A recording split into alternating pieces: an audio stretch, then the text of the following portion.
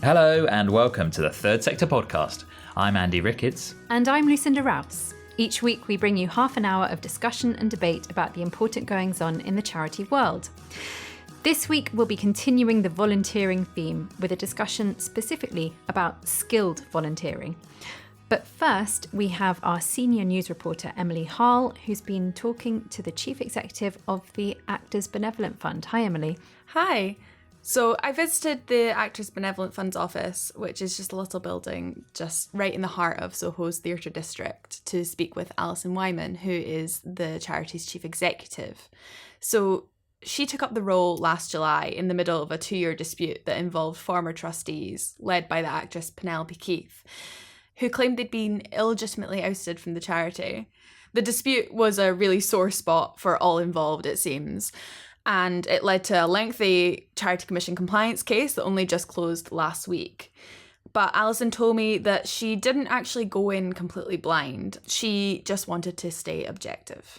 I made a decision quite early on that I wasn't going to try and get involved in the dispute that had happened because I wasn't around at the time of the dispute, and I felt that actually my energies could best be focused on the future rather than trying to dig up the past, which I hadn't actually been a part of. And it became clearer and clearer to me that it was such a complex situation, a very emotive situation. I think it's been very painful for everybody on any side of the dispute. And I think it was certainly challenging, but it was also really exciting as well. Because it represented a turning point for the charity. I think with the elections that were due to take place and electing almost an entirely new board of trustees, it was an opportunity actually for the charity to sort of have a new lease of life, which I think is what we've got. My first 6 to 7 months were challenging, but there was never a dull moment. So never a dull moment. Busy. Certainly seems like she was thrown in the deep end. And the big names involved in the dispute as well meant that there was a lot of media attention on the charity. But Alison told me that the spotlight, although it was harsh at times, it wasn't all bad. It was certainly a new experience for me. It opened my eyes to the media, but I think it also raised awareness of the charity, and probably not in an altogether positive way, but actually a lot of people have heard of the Actors Benevolent Fund, and I think there's probably a positive that we can draw from that. So making the most of a bad situation, all publicity is good publicity. The charity, as she said, has got an almost completely new board of trustees. So how have they moved on from this massive governance upset?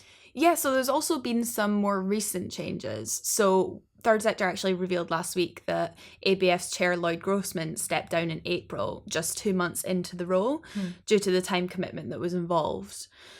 And the charity has since adopted a new shared leadership model on its board. We've got co-chairs now. So we've got Alex McQueen, who is a qualified barrister and an actor. And then Hannah Whittingham, who is an actress and also a writer and a producer.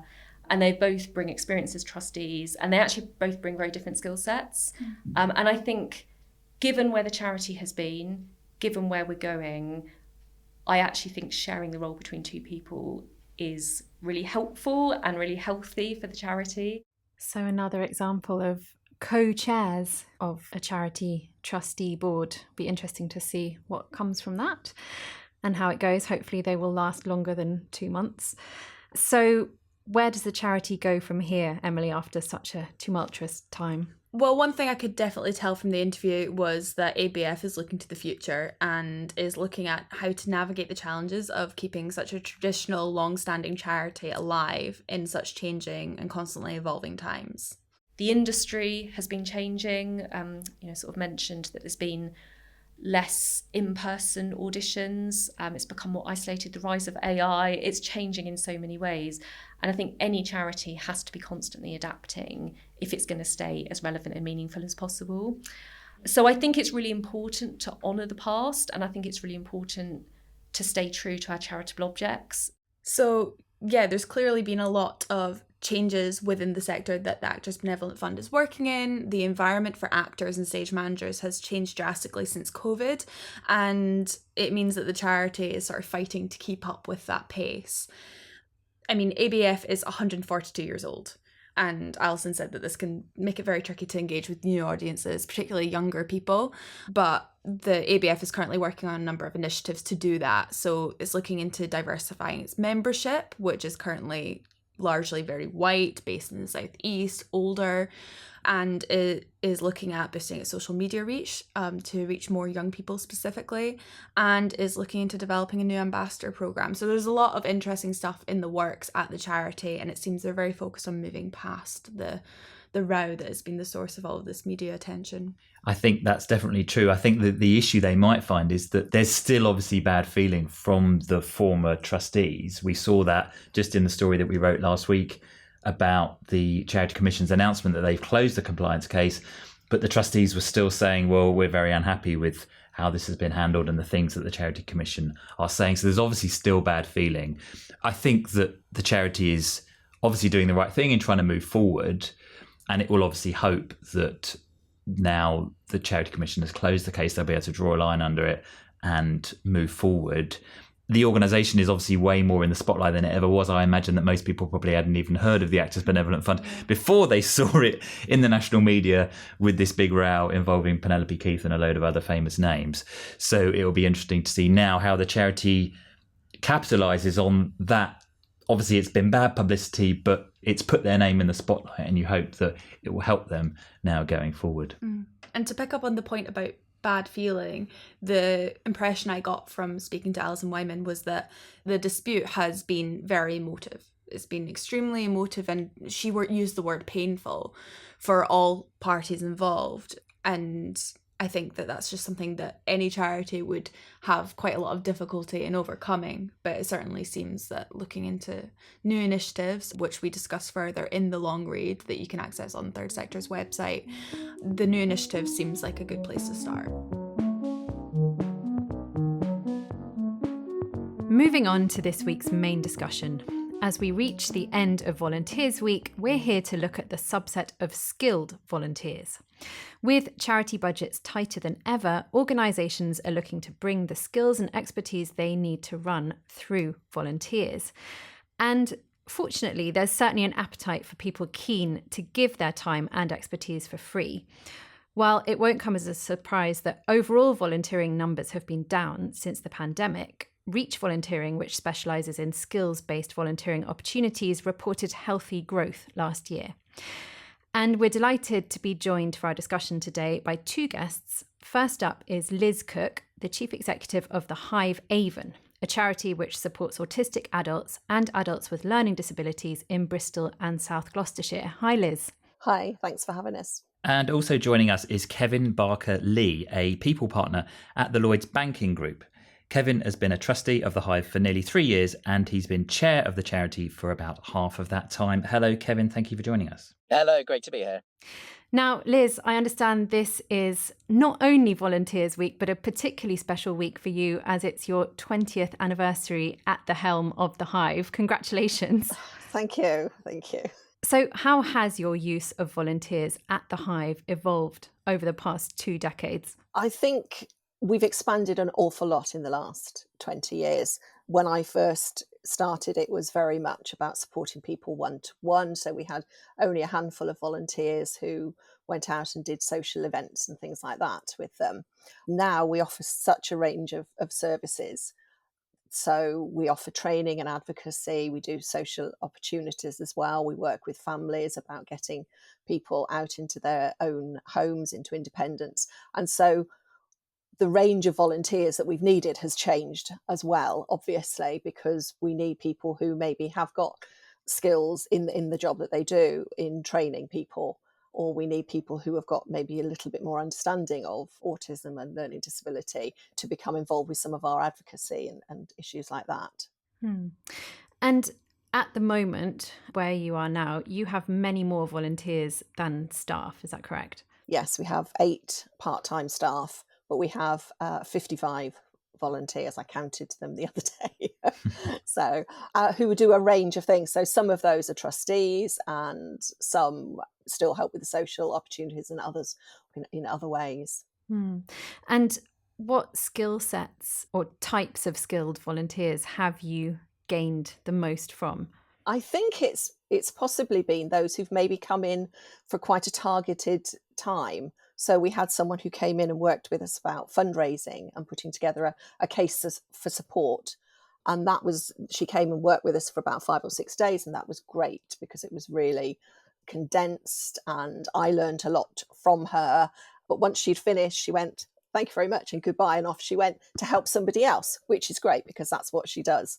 So things like that have been really helpful. But then on the other ways, we have, we have a florist who once a year comes in December and runs a session with our service users where she makes floral decorations for Christmas, for your Christmas table sort of thing, which we then sell.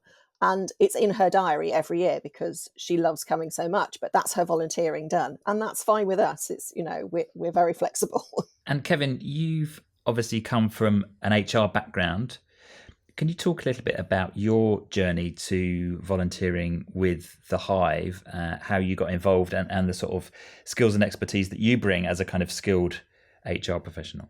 Yeah, certainly. So I think it was a point of life where I had a little bit more time on my hands than I otherwise had previously. So I knew I was ready to do some form of volunteering back in the community. As luck would have it, my employer, Lloyds Bank, have a portal which has various fundraising, volunteering opportunities. And I was kind of a bit casually browsing that one day and saw a local charity, the Hive Avon. The cause ticked boxes that are close to my heart and a cause that's close to my heart. And from then it kind of started the process and had an introduction with Liz and the chair of the board of trustees at the time, and spoke to them about what they needed and a little bit about what I thought I could give. And there seemed to be a match. So if I think about some of the skills that I bring, I would probably say what I thought I was going to bring might be slightly differently to what I've actually brought. So I thought I would be able to bring my organizational skills and my ability to kind of manage projects and pieces of work. Actually, Liz has got that nailed. She doesn't need me for that. What I think I brought a little bit more of is around some of the kind of running of an organization, the strategic side of things, the motivating the rest of the board and some of the other volunteers, and adding a bit of drive as well. There's also some of the more technical side of things. So I can cast my eyes over a policy or a HR document. I can find my way around the accounts and give support and ideas where I need to. So I think my skills that I'm using is much broader than I anticipated. And that's really motivating as well, because it means I get to increase some of the areas of where I'm lacking a little bit of knowledge and learn as I go as well. And what has the charity done to kind of keep you interested and keep you there from their perspective? Obviously, you're working as a trustee, and I suppose we should probably make a distinction between two different types of skilled volunteer, in the sense that there are hundreds of thousands of skilled volunteers who give their time as trustees, but then there's also people who volunteer on a more ad hoc basis who are also very skilled and, for example, do the thing that you suggested, Liz, in terms of being a florist or bringing some other kind of skill. Kevin, what was it that kind of has kept you engaged with the charity? What has the charity done that other charities maybe can learn from? So the thing that is really good, and Liz has encouraged me, and I therefore encourage the rest of the trustees, is staying connected with the service users and having the interaction with them and the people who actually use the Hive Avon, and you connect better to your purpose. So I think there's a temptation when you're a trustee sometimes to be a little bit hands off and a little bit attend the board meetings, engage with the staff, but actually you can be sometimes a little bit too far removed from the people that are using the services. So I'm getting to know them. I'm still 3 years in. I'm still getting to know quite a lot of them and some of the people, but that's definitely a big driver. Also, it's the pressure that is not put upon me. So there's such an awareness that I've got a full-time job that I'm doing. I've got a life as well outside of the volunteering and skills-based volunteering, and that I give what I can, but I still commit to it as well. So I think the lack of kind of really structured, rigid formality of the time that I need to give versus the friendliness of the organisation, how kind of relaxed they are, and the connection to the service users and the purpose is what keeps me going. And Liz, is that something that you've made a concerted effort to do in terms of bringing people like Kevin into the real workings of the charity and interaction with service users when perhaps that might not be strictly necessary? Yes, absolutely. I think it's, especially when you're a small organisation, it's very important for the service users as well to feel that there are people who are involved and who are supporting them. So that's really important. But with all our volunteers, our main aim is to get to know them individually and to know what it is they want from us. but also make it quite clear what we're expecting from them, I suppose. So it really varies from person to person as to how much they get involved, depending on their circumstances and what they can give. And I can imagine that particularly for these really targeted roles or tasks that you want carried out by a volunteer coming in on an ad hoc basis, perhaps for a few days at a time, that must require more work from the charity side to make sure that you are set up for them to hit the ground running than it might be if it was more of an ongoing, less skilled volunteer role. Yes, I mean, we have to be very clear about what it is we're looking for from the volunteer, I think. So it has to be quite carefully planned about what it is that we're looking for, the type of person that we're looking for, what the outcome is going to be of the work they're going to do with us, so that we can advertise that, if you like, when we put out that we're looking for a volunteer, or when we talk to someone that possibly we already know and ask them to do something for us. So it does need quite a lot of preparation and setting aside of time from the staff, but the staff learn from the volunteer as well as getting the piece of work done. So it's, it's good for everybody. And are there particular challenges for you as a small charity? Obviously, you've only got a handful of staff who all work part-time, including you, I believe, Liz. Are there particular things that your charity has to do maybe better in order to keep the volunteers engaged and fully online with what you're doing? I think there are definitely challenges around just keeping in touch with volunteers and making sure that suddenly you don't go, oh, I haven't spoken to that volunteer for a month. And so it's making sure that somebody touches base with the volunteers at some point during the month and make sure everyone is happy and that things are going on the right course. And that applies across all the volunteers, because it's very easy when you're all working part-time and different hours. It's quite difficult as a staff sometimes keeping in touch because we all work at different days and different hours. So, multiply that out to our volunteers as well. So we have to be quite structured in that in a way, yes. But I suppose the flip side of that is, as a smaller charity, it might be easier to engage people with the full work of the organisation as opposed to a very large charity that maybe has quite siloed operations. Do you find that you have certain advantages as a small organisation in terms of attracting skilled volunteers? Yes, I think so. I think they can see the impact very clearly. As a small charity CEO, like so many other small charity CEOs, I do everything. So I'm HR, I'm IT, I'm finance. I go and fix the broken lock on the door if it comes to it. So it's quite good for people to come in, volunteers to come in and see the difference just coming and working with us for a day could do, or being able to take something off me, to revitalize the website or whatever, so I don't have to worry about it taking me hours to do because I'd get there in the end, but they can do it in 2, Now, I'd like to move the discussion on to the issue of corporate volunteering opportunities. Kevin, you came into contact and first started your trustee role at the Hive as a result of your employer. And there was a recent study published by the social enterprise Works for You, which found that since 2019, there's been a 5-fold increase in companies offering volunteering opportunities to their staff. So in the 2022-23 year, just over half of companies who were surveyed offered volunteering opportunities to their employees. Liz, from your perspective, how important are corporate initiatives in sourcing skilled volunteers? I think if you don't have the business and the management behind the idea of their employees volunteering, it's not really going to work.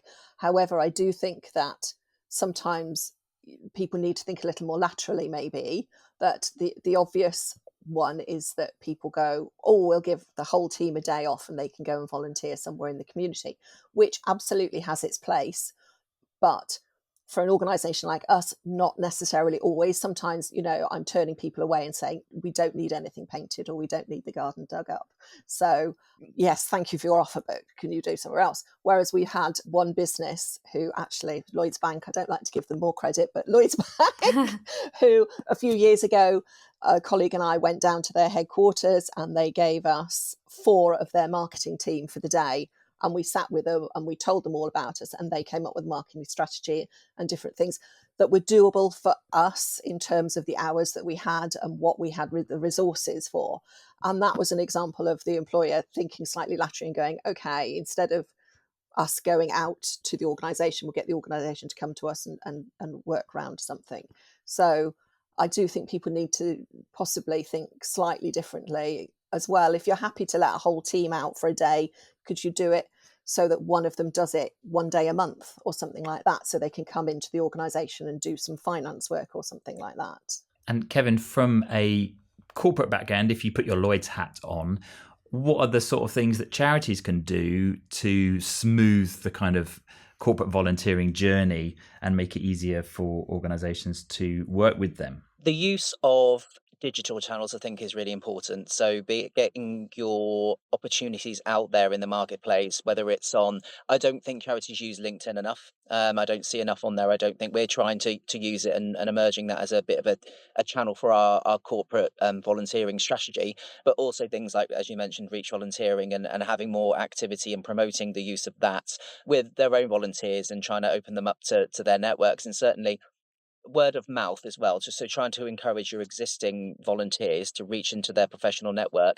I know that I've managed to get a few people coming to volunteer for various things. Some was one-off events, others have been to join us also as trustees, and I don't think that they would have joined the Hive if it wasn't for me being a little bit more active than maybe some of the other trustees that are out and about there. So that would be the call out, I would say, is to use your existing networks, reach out into them, and that can hopefully can bring more. And I just think from what Liz was saying earlier, just a bit of a build on that, there's a bit of a conflict with corporate volunteering, because when you've got a team, you want to go out for a day and do some volunteering, there's kind of a bit of a dual hat on. So they want to go and they want to help a cause and they want to do that, but they also want to have a bit of fun and a team building day and a nice time. And that's great. And there's absolutely a place for that.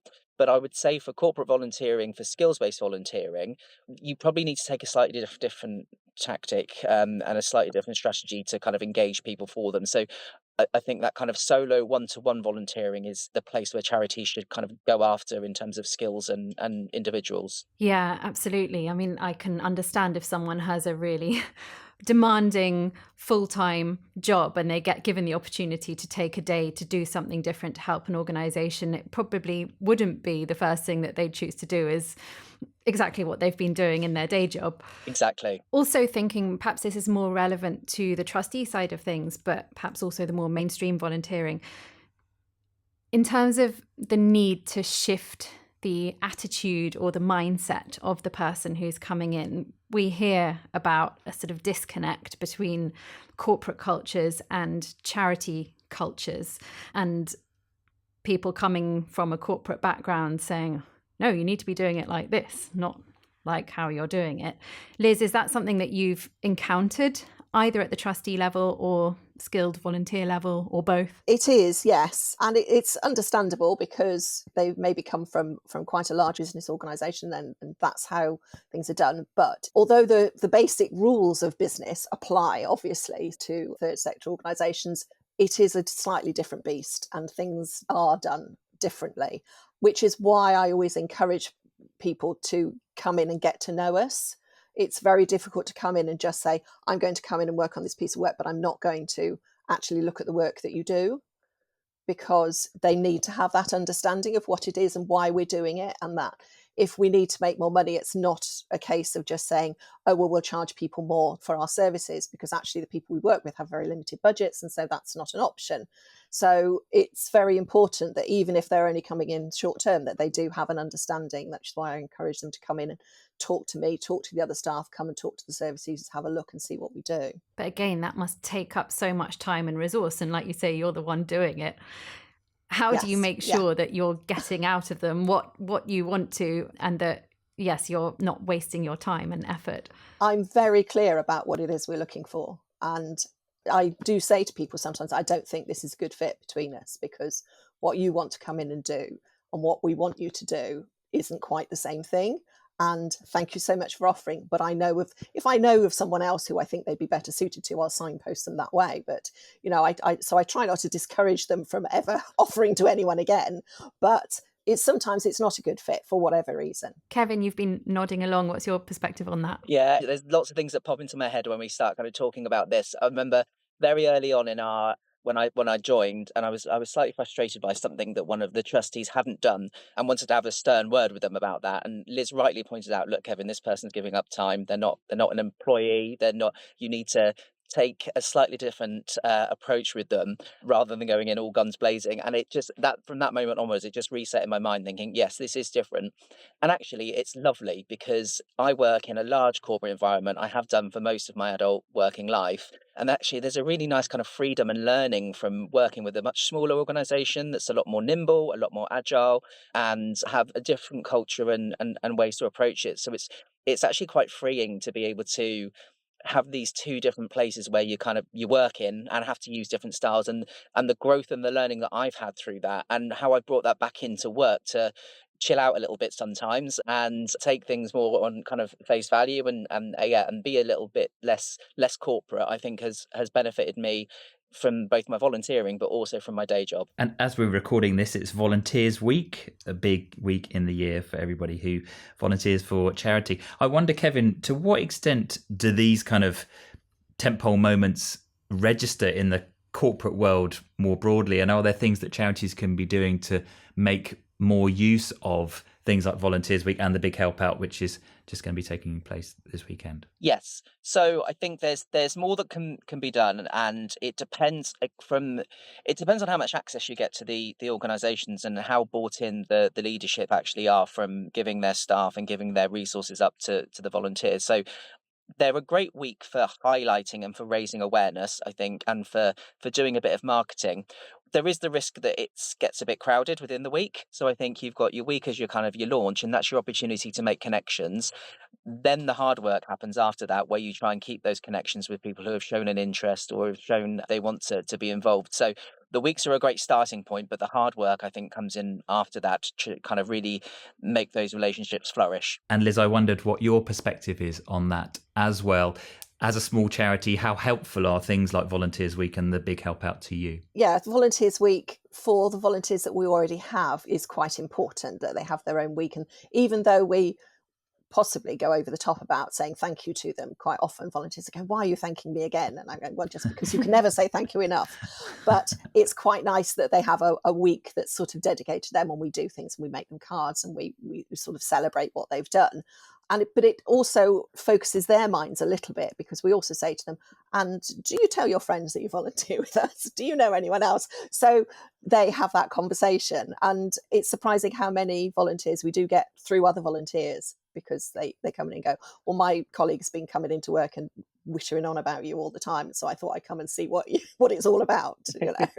And then thinking specifically about skilled volunteers, could you share your top tips, Liz, for other charities based on your learnings and experience on how to attract and then get the most out of skilled volunteers? Well, yeah, as I've said before, be very clear about what it is that you're wanting from them, because I don't want to waste my time seeing lots of people who can't actually deliver what we want, but equally, I don't want to waste their time either. So it's making sure that you've really identified what it is that you want help with, how that help can be delivered, how flexible can you be? Are you saying to someone, actually, we need you to come in during work hours to sit with the staff and do stuff? Or is it things that once we've had an initial conversation, they can go away and do in their own time, and we'll give them a month to get it done, or something like that? And then it's about not giving up, really. So it can be very disheartening when you put like an ad out on Reach Volunteering or something and you don't get any replies. So it's about looking at it and going, okay, so why didn't anyone come back to that? Let's flip how we asked, basically, and put it out again and just persevere and talk to people. You know, I've rung up businesses before now and said, do you do volunteering? Can I come and talk to you about what we do? And, you know, do you have an intranet that I can send out to people? So it's being creative about how you ask as well, I think. And how are you finding it at the moment? Reach Volunteering is recording record numbers of people coming forward, but generally it's very, very difficult for charities to attract the volunteers that they need. I think that volunteering has really changed. I listened to your last week's podcast and they were talking about the flexibility that people want. And I think that's the big issue, that We have people who don't want to go down the traditional route, maybe, of volunteering every Monday afternoon at the same time in the same place doing the same thing. They want to be able to dip in and out, which is great for them and has great benefits for the organisation. But we need those people who will come every week and do the same thing every time. So it is difficult. So I think possibly that's why the skills-based is maybe getting more traction in terms of people coming through, because it is something that people can be more flexible about and dip in and out of. And Kevin, anything that you could add on ways to attract and get the most out of skilled volunteers? One of the things that I think there's a bit of a disconnect, and both I think the charities and the corporates can look at, is a lot of the time people aren't volunteering because they don't want to. It's because they think they're not good enough, or they don't have the self-confidence, or they lack, and they don't understand the worth and the value that they bring to an organisation, because they're just doing their job day in, day out, and we don't stop and think. So if you can get into people's minds and make it accessible, make it human. Whenever I'm talking to people about volunteering within work, I always kind of use the example that I didn't think I was good enough to do it. It was only that I had a chat with my mentor and he said, "Don't be silly, crack on, you can do this." And actually just having someone give you a little nudge just made me kind of take the jump and think, you know what, I can do this. I'm going to give it a go. If I'm not great and perfect, it's okay. So I think that's kind of a message for the charities to give to the volunteers, that you don't have to be perfect. We're not expecting you to come in at a CEO or a board level of running a multinational company. We need your skills, we need your enthusiasm, and we need your adaptability. So I think if you can get into people's minds that you can do this, give it a go, and give the right support around it, I think we'll unlock a whole new section of people that are not currently volunteering who could. Brilliant. What a great note to end on. Kevin and Liz, thank you both so much for joining us. Thank you for having us. Thank you.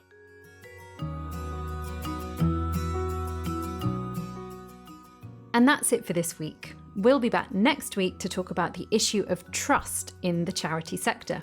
But for now, thank you to our guests, Liz and Kevin, and our producer, Nav Pal.